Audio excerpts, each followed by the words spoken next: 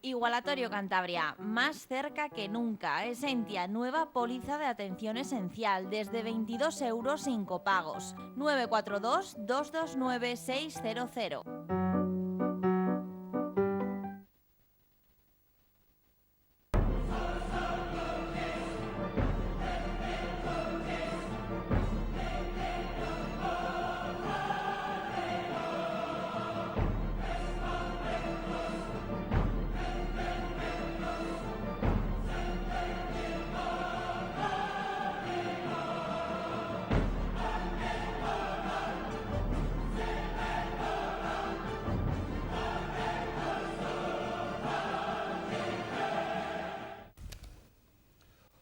Un saludo, bienvenidos a una edición más de Pulso Empresarial. Aquí estamos en su televisión regional, en Popular Televisión. Estamos con nuestro asesor habitual, contertulio habitual, presidente del Colegio de Agentes Comerciales, don Aurelio Sastre. Un saludo, don Aurelio. Un saludo y muy buenas. Y estamos también con don Luis Aramburu, que es agente financiero de Ambank, una importante entidad que se dedica a la banca de inversión, también conocido de años atrás en programas en nuestra emisora amiga, y también estuvo alguna vez en nuestro programa, y que va a venir mensualmente para hablar de la inversión a pequeña escala o humilde o a gran escala, pero desde el punto de vista de las familias o del pequeño inversor. No vamos a hablar de grandes inversores. Gracias por estar aquí, don Luis. Muchas gracias a ustedes. Aparte que es un gran contertulio, lo van a ver ustedes, tiene grandes conocimientos del mundo de la empresa y de la economía, con una trayectoria, es economista, una larguísima trayectoria profesional en diferentes entidades, y yo creo que va a aportar mucho a este programa. Muchísimas gracias. Gracias. Bueno, pues nosotros vamos con lo que hablar de lo que no habla el común de los mortales, y que curiosamente, después de acabar las elecciones, empieza ya a salir a flote el pastel que vamos a tener financiero por delante. Es verdad que hasta que no pasen las elecciones regionales, municipales y europeas, pues hay como un pacto de silencio.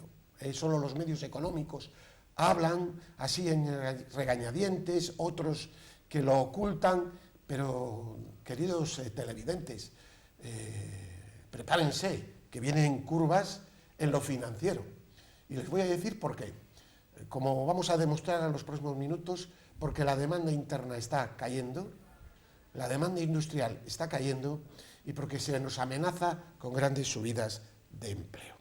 Bruselas ya ha advertido de manera inmediata que el déficit no se va a cumplir este año, y que el desfase de 31.805 millones de euros está ahí. Son 31.805 millones de euros que hay que ir a buscar. Y esto habría que explicárselo a los ciudadanos normales y corrientes que no están metidos en la economía, que esto es, como se diría, pan para hoy y hambre para mañana. Así de claro, pan para hoy, hambre para mañana, paro y recesión. Bien, don Aurelio Sastre, el informe de la Unión Europea o de la Comisión advirtiendo que no va por buen camino el asunto del déficit y que las cosas no son como las han presentado. Sí, efectivamente, la Unión Europea ya nos ha mandado un aviso importante de que las cuentas que se han presentado, pues hay voluntarismo más que otra cosa. Hay un gasto que no se va a cubrir con los ingresos que se pretende, y que eso va a suponer pues un incremento del déficit, ¿no? En una situación que acabamos de salir, prácticamente nos han sacado muy recientemente de ese organismo regulador del déficit, de control del déficit. Entonces la situación se plantea difícil. Ahora se habla de 5.000 millones, ya se ha pasado a 30.000 y se habla para el 2022 de 95.000 millones. Vamos a ver, se tiene una idea que yo creo que no se ajusta a lo que realmente puede pasar, y es que dice que la actividad económica se va a incrementar y que los ingresos van a ser mayores por cotizaciones de la Seguridad Social, por mayor actividad económica y, consecuentemente, mayores ingresos, pero la realidad es que si se quieren, pues esas cuentas y se quieren sacar adelante, va a ser a base de una mayor imposición, porque tampoco no se ve ninguna voluntad de reducir gastos. Que es la clave. Que yo creo que es la clave. Bueno, luego vamos a hablar incluso de deuda oculta. Sí, la deuda oculta. Hoy trae una información muy interesante el Confidencial, de algo que le preocupa a la AIREF y de lo que no se habla, que son diferentes litigios que tiene el Estado español, entiéndase las eólicas, las autopistas, etcétera, etcétera, que en caso de ir perdiendo pueden suponer una bolsa de déficit mayor de 11.000 millones de euros. Claro que no van a caer, eso no se contempla en la contabilidad, está ahí tapado, pero algún día parte de ello habrá que pagarlo. Bueno, ¿qué opino sobre el tema del déficit? Que no se habla en el común de los mortales, don Luis. Vamos a ver, el déficit no deja de ser nada más que la diferencia entre ingresos y gastos, ¿no? Los presupuestos se equilibran, pues como muy bien ha dicho hace un segundo, muchas veces de manera voluntarista, es decir, los gastos son los que son, los ingresos son los que nosotros estimamos. Tenemos que tener en cuenta que España tiene un nivel de déficit sobre su PIB, es decir, sobre la totalidad de productos y servicios que genera el país, cercano al 100%, es decir, debemos prácticamente 1.100.000 millones de euros. En una situación, si este déficit y este endeudamiento fuera, por hacerlo de una manera muy simplista, para comprar unas máquinas que aumenten nuestra productividad, sería un endeudamiento fantástico, porque mejoraríamos la competitividad, produciríamos más, venderíamos más, etcétera, etcétera. El problema es cuando este endeudamiento nuevo es para financiar gasto corriente o para financiar un estado del bienestar que en cierta medida puede parecer medianamente insostenible. Es decir, quizá estamos viviendo un poco por encima de nuestras posibilidades en términos de gasto. Esto al final no lo vamos a pagar, no lo van a pagar esta generación, probablemente lo pagarán las generaciones posteriores. Es decir, son situaciones complicadas. Lamentablemente vivimos en un mundo global y en un mundo global la competitividad es fundamental. Si no ganamos competitividad podremos tirar unos años endeudándonos, pero estamos llegando a unos niveles en los que realmente piensen una cosa. El primer gobierno del presidente Aznar consiguió bajar el déficit sobre PIB a niveles de un 37%, pero ¿haciendo qué? Vendiendo todas las participaciones de empresas estatales, ¿de acuerdo? En este momento no tenemos ya ese arma, no tenemos ese argumento, ya no quedan participaciones estatales que vender para reducir. Por tanto, solamente se puede reducir o porque aumente el PIB, o bien por actividad general de la economía, o bien por inflación, que no parece que las dos sean muy probables, o bien que se reduzca el nivel de deuda, fundamentalmente por obtenciones de superávit presupuestarios, cosa que tampoco parece muy razonable. Lo que ha dicho Bruselas es que no se creen los ingresos, porque no se creen los ingresos porque Bruselas niega la mayor, como lo negamos nosotros, que es que se está produciendo una ralentización de la economía claramente. Vamos a aportar estos datos. La producción industrial ha caído a marzo el 0,1, pero quitando los efectos estacionales, ha caído al 3,1. En tasa mensual, la producción de marzo ya sobre febrero ha caído el 1,2. Es decir, la desaceleración va rápido, muy rápido. A eso hay que unir, como dábamos el otro día, el índice de consumo de electricidad, que ha caído en picado. Bueno, si se unen esos datos con otros, por ejemplo, con la demanda externa, etcétera, etcétera, lo que nos hace decir es que no se van a cumplir las expectativas, aunque se suban mucho los impuestos. Prepárense para los impuestos, prepárense para los impuestos.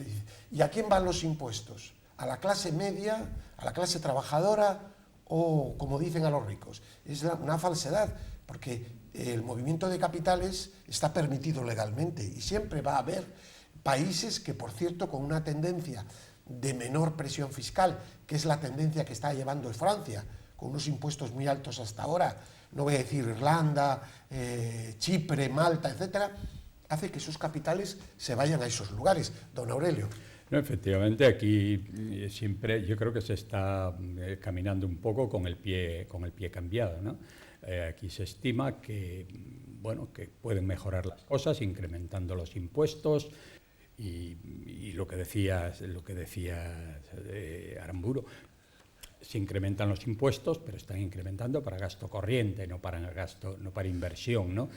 Por tanto, la situación que se puede plantear es muy complicada y además, digo con el pie cambiado, porque efectivamente estos países de la Unión Europea están adoptando posturas opuestas, donde piensan que una reducción de los impuestos genera más economía, y de esto pues ya hemos venido comentándolo aquí muchas veces, cuál es el proceso por el que esto se puede producir. Yo creo que en un momento de recesión como la que se está dando en Europa en este momento, o de ralentización, no hemos llegado a recesión, de ralentización de la economía, la situación que se plantea España pues es complicada, porque a mí me parece que un simple resfriado en Alemania pues aquí representa una pulmonía. Con los niveles de renta que tenemos, lo de la actividad industrial que está cayendo y el consumo de energía, y luego las dificultades que plantean, además de los impuestos, las dificultades enormes de los costos de producción, como es el costo de la energía, que yo creo que tiene vamos a hablar que ha habido un dato espectacular. Una incidencia pues muy notable. Tenemos una energía muy cara en España. Si esto unimos luego los niveles salariales que tenemos y esto, pues la verdad es que no puede hablarse, no es que seamos pesimistas, pero yo creo que no puede hablarse de una situación halagüeña en el futuro, ¿no? Don Luis. Sí, bueno, yo comparto básicamente ese mismo mensaje. Es decir, no cabe duda, España es una economía bastante exportadora, es una economía que está bastante afectada, lógicamente, pues en este momento por la pelea que puede existir, o que existe de hecho, entre Estados Unidos y China, con todo el tema de ese acuerdo, comercial, de aranceles, obviamente no estamos afrontando una situación de crecimiento económico especialmente halagüeño. Las perspectivas mundiales yo no creo que sean todavía de recesión, yo creo que todavía vamos a tener un año y pico de crecimiento menor, ralentización, ¿vale? Pero luego también tenemos que entender que estamos en una economía global y que los inversores internacionales invierten su dinero y crean empresas y crean trabajos en aquellos sitios que por un lado tienen una estabilidad política, tienen un marco jurídico claro y que les da seguridad, ¿de acuerdo? Por tanto, bueno, España tiene que incidir en esas cuestiones. No son buenas las medidas que tratan por Real Decreto de aumentar salarios, de decir, oiga, todos queremos vivir mejor, todos queremos que nuestra situación económica sea muy buena, pero oiga, es que hay una cuestión que es que nosotros tenemos que competir con otra serie de países que realmente a veces hacen las cosas de una manera bueno, pues más competitiva que nosotros. Antes hablaba don Luis de Aramburu un dato que hemos comentado aquí alguna vez, ¿verdad, don Aurelio? Que es muy importante y yo quisiera recordarle, es decir, el gasto corriente, el gasto improductivo. Porque si usted ve ustedes ven la licitación de obra pública en España, que crea muchos puestos de trabajo, y eso sí que da retorno también, da retorno vía seguridad social, vía impuesto de sociedades, consumo de acero, consumo de hormigón, en fin, etcétera. Vamos a poner el ejemplo de Cantabria. Cantabria está en la cola, no, yo creo que es la última, que menos obra pública está licitando, porque no tiene dinero, realmente ese es el problema. Y nadie se pregunta el por qué, pero el por qué es claro. La estructura financiera de algunas comunidades es insostenible. Estamos con respiración asistida. De eso nadie está hablando, no les van a hablar en esta campaña electoral. De hecho tenemos, puedo decirle nombres, no es cuestión, como las empresas del sector de la obra civil están buscando en el Boletín Oficial del Estado con linterna para irse a Castilla y León, para irse al País Vasco, para irse a Madrid, etcétera, etcétera, a buscar obra pública. Eso que estamos comentando en España, en Cantabria, que es un elemento que hará que esta economía no despegue en condiciones, es el que pasa, en términos generales, en España respecto a la Unión Europea, don Luis. Sí, vamos, es que... Hombre, lo que pasa es que aquí yo creo que pivotamos un poco siempre sobre qué es el Estado el que tiene que generar actividad económica. Yo creo que no. Yo creo que el Estado, realmente, para mi gusto, España tiene una estructura administrativa, tiene una estructura territorial que es exageradamente cara, o por lo menos es muy cara. Evidentemente, en una situación que tenemos unos recursos los que tenemos, pues evidentemente si dedicamos una parte importante de recursos a mantener esa estructura pública, administrativa, territorial, etcétera, etcétera, lo que no podemos es dedicar dinero a otras cuestiones. Entonces, ese quizá es la elección que en algún momento se tuvo que hacer, se tomó una determinada posición y bueno, pues no. Ahí es donde está la gran reforma, don Aurelio. No, esto es cierto, ¿no? Hablamos de incrementar los impuestos, de recaudar más por vías de meter la mano en el bolsillo de la gente, pero claro, no nos pasa por la cabeza reducir ese gasto astronómico que representan las autonomías. Cuando se habla de que, hombre, aquí el modelo de Portugal, vamos a ver, a lo mejor interesa copiarlo y demás, claro, deberemos tener en cuenta que ahí no tienen 17 gobiernos, sino que el dinero de que disponen es para gasto de la administración, para gasto social, pero también para inversión. Y aquí es que no queda una perra para inversión. Aquí prácticamente estamos... Y esto con una situación de financiación de las autonomías que todavía, bueno, pues en cierta manera resultaba satisfactoria relativamente, ¿no? Pero que con cualquier reforma que haya, me parece que aquí seremos siempre víctimas de cualquier reforma, porque se van a disminuir siempre los ingresos de forma objetiva. Entonces, la situación de Cantabria, una autonomía tan pequeña y que cada día genera menos economía, pues yo creo que la situación va a ser dramática, porque además sectores que se dice, hombre, inciden muy poco, como es el sector, la zona rural, el sector ganadero, agrícola y tal, el sector primario, que dice, bueno, es que eso hay que abandonarlo porque su incidencia sobre el PIB es muy pequeña.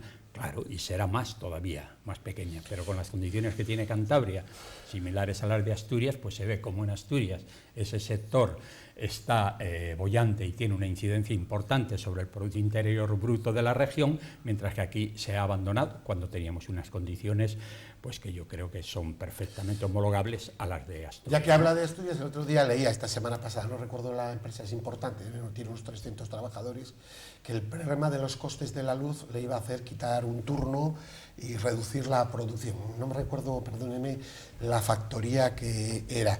Pues bien, el mercado eléctrico español ha batido en un día todos los récords posibles de precios respecto a Europa. Eso es un lastre, es imposible competir así. Ha llegado a los 10.000 euros por megavatio, que eso supone en un día una subida del 19.900%. Sí. Según datos de la economía, es algo brutal, es decir, el descontrol absoluto. ¿Por qué? Porque hay, y eso que algunos, estamos hablando todos los días de la producción verde, pero para tener producción verde habrá que generar mercado eólico, mantener las térmicas de carbón para estos momentos, porque esto se ha producido porque una térmica de carbón estaba parada, porque no había movimiento eólico. Se han dado una serie de circunstancias. Luego eso, la verdad es, lo que genera es un riesgo incluso para el propio abastecimiento a medio plazo, don Luis. Mire, es que además yo creo que hay que tener una cosa muy clara, y es que toda la lucha contra el cambio climático, por poner algo, todo el tema de las energías limpias, energías renovables, es fantástico, pero yo creo que son decisiones que hay que tomar a nivel mundial. Y a largo. ¿Por qué? Claro, a nivel mundial y a largo plazo, pero sobre todo a nivel mundial. ¿Por qué le digo esto? Porque al final todos los costes que nosotros sean mayores que el de otros competidores, al final lo que van a suponer ¿qué es? Que nuestros productos sean más caros. Y si nuestros productos son más caros, se venden peor. Entonces, es decir, si nosotros no tenemos o tenemos unas energías muy limpias, renovables, que cuidan mucho el medio ambiente, pero al lado tenemos otros países que producen lo mismo que nosotros con un coste por kilovatio más bajo, pues evidentemente esos productos serán más baratos. Y cuando nosotros vamos a comprar, nosotros no nos fijamos normalmente en quién fabrica el producto, nos fijamos en la relación de calidad-precio que tiene. Sí, sí. No, Aurelio. Esto dice Luis, es una realidad que la estamos pues constatando a diario, ¿no? La competitividad en España. Esto tendría que aumentar si queremos equipararnos a la Europa desarrollada, pues tendríamos que realizar unos incrementos a lo mejor de 5 veces, tendría que aumentar posiblemente la productividad en España. Entonces esto ahora se está consiguiendo a base de unos salarios excesivamente bajos y, en fin, de horas extraordinarias y todas estas cosas que el gobierno pretende atajar. Hay otra cosa que yo creo que incide mucho. Yo hace poco tiempo estaba viendo los resultados de Iberdrola y son espectaculares. Ellos mismos están entusiasmados y no se los creen. Y dicen, bueno, y esto todavía es poco, esto se va a incrementar de manera notable. Y es el sistema también que hay de establecimiento de precios. Si hablamos de España, pero estos están prácticamente en todo el mundo. Pero si hablamos de España es el sistema de establecimiento de precios, donde siempre el precio se marca, dentro de ese mix de producción de energía que hay, siempre se marca el precio sobre aquello que tiene un costo más elevado de producción, ¿no? Por tanto, todo esto son medidas políticas que deberían tener en cuenta, pero claro, mientras tengamos asesores de la importancia política que tienen las eléctricas, eso va a resultar muy difícil. Digamos, pues a un Felipe González, a un Aznar, en fin, como asesores en estas empresas, es construir más plantas. Están cumpliendo con su misión. Hay que construir más plantas, hay que también liberalizar un poco todo el sistema, porque de alguna manera eso, más que oligopolio, es prácticamente un monopolio por los sistemas que están empleando, aunque han recibido ya fuertes multas de la Organización de la Competencia. Sí. Pero vamos, son multas insignificantes que les salen muy bien el incrementar precios y el establecer acuerdos, ¿no? Bueno, antes de acabar el programa tenemos que dar unos consejos importantes financieros que vamos a dar cada mes, pero quisiera hablar de Estados Unidos. Yo no soy un fan de todas las políticas de Donald Trump, ni muchísimo menos, hay cosas que me parecen horrorosas, pero hay que reconocer que es un mago en la política económica, defendiendo los intereses de su país. El paro está en un 3%, la economía está a toda máquina y hemos visto cómo a China la hace frente con el tema de los aranceles y tiene toda la razón. Tiene toda la razón porque el problema de la competitividad de China es que es un dumping social, es decir, hablando de la contaminación, por ejemplo, del tema de medio ambiente, usted va por cualquier ciudad china importante y tiene que ir porque es verdad que la progresía europea no dice nada de eso. Solo debe haber la contaminación en España, en Europa, no hay contaminación en esos países. Es decir, China es un elemento distorsionador de la competencia. ¿Por qué? Porque hay un dumping social donde las personas trabajan 15 o 16 horas, donde los salarios son bajos, aunque ahora han subido algo, donde no hay derechos sociales. Esa es la clave de jugar con las mismas cartas. Y Donald Trump, que tiene que defender lo que los Estados Unidos es a su país, dicen, oiga, miren, no, yo les voy a poner a ustedes aranceles, porque ustedes están produciendo mucho más barato, porque yo tengo costes sociales, porque yo pago unos salarios dignos y porque este es un país serio. Entonces, ha producido esta guerra comercial en la que tiene toda la razón desde el punto de vista de Estados Unidos. Y ha conseguido que el paro esté en el 3%. Claro, esto a una parte de la progresía no le gusta, porque es caer todo el tema. Y yo repito, yo estoy en las antípodas de Donald Trump en mayoría de otras cosas, pero en esto tiene más razón que un santo don Luis. Vamos a ver, yo creo que para entender a Donald Trump tenemos que separar por un lado la parte suya de la manera en la que se expresa, que evidentemente yo creo que son formas que a ninguno nos gustan. Ahora, cuando decimos que Donald Trump defiende a Estados Unidos, cualquier presidente norteamericano lo ha defendido y lo defenderá. Es decir, el famoso America First, América Primero de Donald Trump lo dice cualquiera. Cuando hablamos del muro con México, pues parece que es una ocurrencia de Donald Trump. Es mentira, el muro con México empieza con Bush padre y todos van poniendo kilómetros de muro, todos los presidentes.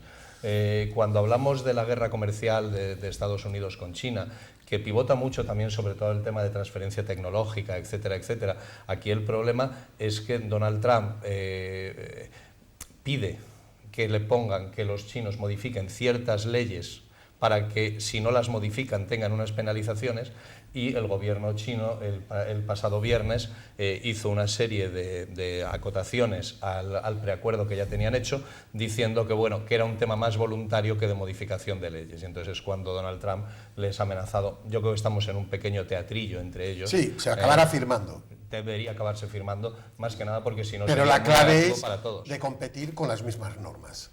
Claro, es que Claro, esa es la clave. claro, por supuesto, Y al el final, dumping sí. social de China, al que Europa mira para hacia otro lado, y que es peligrosísimo, porque eso es a costa de... Es que los sindicatos no dicen nada, es decir, muy curioso. Eso está influyendo en el empleo en Europa, y los sindicatos, claro, como es un país comunista no se le puede decir nada, pero la clave está en el dumping social. En los derechos. Habría que invitar a comisiones de sindicalistas que fueran a visitar el estado de la salud en el empleo, etcétera, etcétera, en las empresas chinas. Iban a salir horrorizados. Bueno, pues eso no. Claro, ahí se ve donde la internacional comunista, marxista, que se mezcla con lo progresista, tiende trampas para engañar al personal, pero algunos ya pues hemos leído suficiente, solo sin pasarnos, para que no nos engañen. Don Aurelio. Sí, esa es la clave, hoy es que yo es la creo que clave. la característica, por ejemplo, de Trump, pues es un poco esto. Es un hombre que no se para en las formas, tiene una gran decisión a la hora de abordar los asuntos, no respeta a nada ni a nadie, es muy decidido. Y con lo de China, lo que dice Luis, yo estoy de acuerdo. Yo creo que hay un poco de teatrillo, porque a fin de cuentas un porcentaje importantísimo de la deuda americana está en manos de los chinos, ¿no? O sea que quiero decir que le tienen un poco relativamente, porque cogido. si no dicen no lo pago relativamente, Bueno, relativamente. pero eso siempre condiciona, ¿no? De una manera importante. Pero vamos, él no se para tampoco en estos detalles, como no se para en el tema de Irán, pues respecto a la energía nuclear, y esto va hacia adelante, pero luego yo creo que el luego 3% recoge, de paro, que no lo hemos hablado. luego recoge Perdón. velas, pero en la Y luego, economía muy bien. el 3% de paro. Sí, bueno, esa es una realidad. La economía marcha, es muy probable que Trump vuelva a salir elegido, pues porque a fin de cuentas las sociedades lo que quieren es vivir un poco mejor, tener, pues en fin, dinero, tener recursos y poder moverse con una cierta desenvoltura, y saldrá adelante, al revés de lo que nos suele pasar en España, que 4 o 8 años de gobiernos socialistas pues nos dejan siempre en una situación donde luego hay que recuperarse y volvemos a ese bucle interminable que se produce, ¿no? Y que nunca salimos de esa situación 3% de paro. dramática. 3% de paro ligado a nosotros nos gusta mucho el resultado de lo que tienen los americanos, pero no nos gusta hacer lo que hacen ellos para conseguirlo. Claro. Es decir, los norteamericanos pues tienen despidos libres, una persona un día tiene que trabajar 2 horas, otro día 6, otro día 12, otro día no trabaja, tiene una serie de cuestiones. Que eso es lo que luego hace, bueno, pues que en momentos de actividad como este, que tampoco es que sea una actividad desatada, pero bueno, es una actividad importante, tenga eso. Luego no podemos olvidar un tema, la tecnología. La tecnología es fundamentalmente Estados Unidos, ¿vale? Básicamente, para hacernos una idea. La tecnología es la que está produciendo efectos deflacionarios, efectos de que bajen los precios. Está generando una deflación buena y eso está provocando tipos de interés bajos y mayor actividad económica. Minuto y medio el consejo financiero para el consejo financiero. Cultura financiera. Eso es. Nos gustaría hablar un poco del tema de cultura financiera. Creemos que es una de las grandes asignaturas pendientes que tiene la sociedad española. Es decir, en las universidades, en los colegios nos preocupamos por enseñar a nuestros jóvenes a ganar dinero, pero nadie les enseña cómo cuidarlo o cómo protegerlo. Creemos que este es un hecho muy claro. Históricamente encontrábamos productos que no tenían ningún riesgo. Pensábamos que el Estado estaba detrás de todos los productos para, si había algún problema, soportarlo. Todo eso ha desaparecido. Piensen que la garantía del Estado vale cuando el Estado tiene la fotocopiadora de dinero, la fotocopiadora de billetes, cuando tiene la peseta. Ahora no tenemos la peseta, tenemos el euro. Por tanto, la garantía de nuestro Estado depende de la solvencia que eso tenga. Yo creo que es fundamental ese concepto de quiero un activo que no tenga ningún riesgo, es un concepto que ha muerto, es un concepto que ya no vale a futuro, y hay que preocuparse un poco por su dinero. Es decir, tardamos mucho en generar un ahorro y luego una mala decisión de inversión nos puede provocar perderlo. Por tanto, vamos a hablar, porque vamos a ir mensualmente, ya les aviso, hoy es la cuestión genérica, de hablar de esa cultura que vamos... Y va a dar un consejo mensual o bimensual, o habrá algún mes que siga con lo anterior, don Luis Aramburu. Muchísimas gracias. Gracias. Es agente financiero de un banco de inversión importante como es Azbank y es un buen fichaje del programa. Además, a mí me parece esto muy importante, sí, porque hoy prácticamente los bancos no dan absolutamente nada, están ofreciendo algún tipo de productos también, lo que dice, ¿no?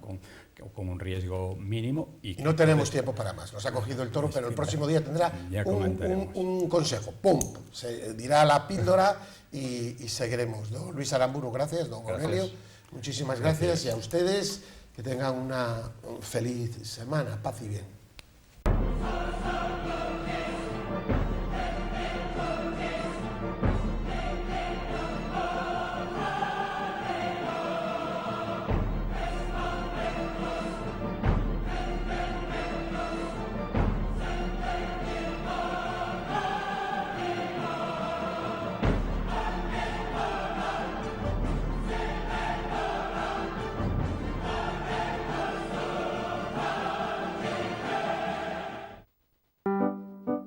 Igualatorio Cantabria, más cerca que nunca. Esentia, nueva póliza de atención esencial, desde 22 euros sin copagos. 942 229 600.